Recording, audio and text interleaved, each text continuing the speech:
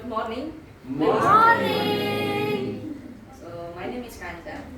I am in the 8th grade. And before I start, I'm gonna ask you a very simple question. What is the weight of a cloud? Maybe 10 tons? 50 tons? Or does it weigh nothing? Well, it depends on the size, of course. But the weight of an average cloud is around 550 tons, or around 100 times of an average adult elephant. Now here's what matters. Do you feel curious when I ask you that first question? Well, if yes, then you have just witnessed the contagion of curiosity spreading from my words through yourself. Now I'll go more over that later, because I'm going to tell you about this project titled The Contagion of Curiosity, a Review in Causality. Now for you who wanted to view the digital version or the physical version, you can go to my booth and scan the QR code. This is a review paper. It's more like of a script sheet, reviewing and synthesizing the findings from previous literatures regarding curiosity and social contagion and the implications and benefits on academic settings such as schools or lectures. There are two mentors. The first one is Kak Yuda, which don't happen to be here. And the second mentor is Kak Arif. Now, formal schools or lectures are sometimes open. How can teachers make it more fun and engaging? Ice breakings, well, yeah, they are fun, but it doesn't directly motivate the students to learn. What about games? Well, games can work, but it only works in a specific amount of people. Like if you wanted the game to be in the teams of 3, you have to have the people in the multiples of 3, like 15, 18 and something. But what about implying curiosity on students? Well, okay, that's great. But how can we apply curiosity to the students? Maybe putting a text and hoping the students to be curious, or maybe doing what I did in the first place, like asking how much does a cloud weigh? That is where the problem is. This is the concept is actually not a research, a review focusing on the causality mechanisms of the contagion of curiosity. So it focuses on how the curiosity might spread over a group of people. And also, there is not much has been research regarding the causal paths. So on how this curiosity might spread over a group of people and what triggers this curiosity.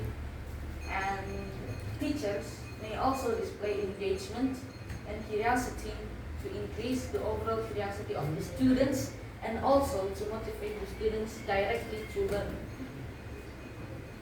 Now, here is the interesting part, which are the processes and the challenges. I first started as a proposal. I proposed a social experiment for this project. But the first challenge came when I noticed that a social experiment may be too challenging for many reasons. And I'm also an introvert, which, I don't really like to meet a lot of people.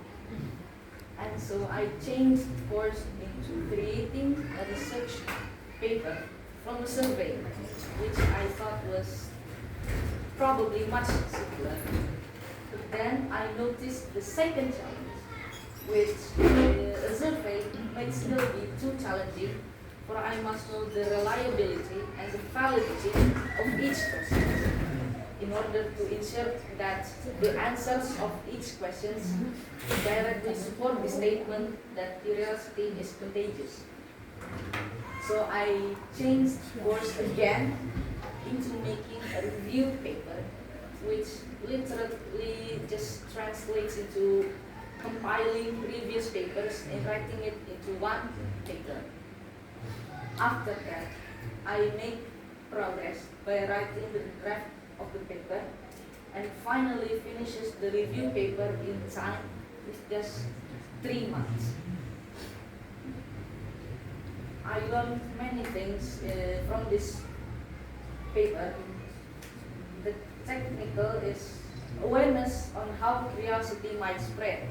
So every time someone gets curious, I think, oh, this is how curiosity spreads. And also, I also learned diction and lots of words, such as the word pedagogical, which I previously don't know, and I currently know what that means, which just means academical, basically. I also got the writing skill, which maybe in the previous times I could write around 500 words on average, but this is it's around 1,000 or more words, which for a paper, yeah, it's still just short. And I also learned the value of time, discipline, and consistency. And without that, I may not be able to finish this paper in time. So the future development, it's very simple. I may continue this as a survey or social experiment. For the survey, I might expand the theories of curiosity, and I might also learn about the validity of and reliability of each question, which Kak Yuda said that there is a whole semester on that validity and reliability. Yeah, so that will maybe take a long time. And there is also the social experiment, which I don't know is it much simpler or not, but I can like make a classroom. There is a teacher, and then there is a classroom, and the teacher asks the students a question to make the students curious and see how that affects the motivation on learning. What can be more? Well, the paper can be much longer, can be like 20 or something pages, that is quite long, but this result is actually 6 pages long, which is very, very short for academic paper. The research can also be more, probably like 20, 30 papers from the sources, but here I use around 5 papers. So now, to highlight the importance in curiosity, Nelson Mandela, an important figure, even stated that education is the most powerful weapon which you can use to change the world. I am Kanza, and thank you very much.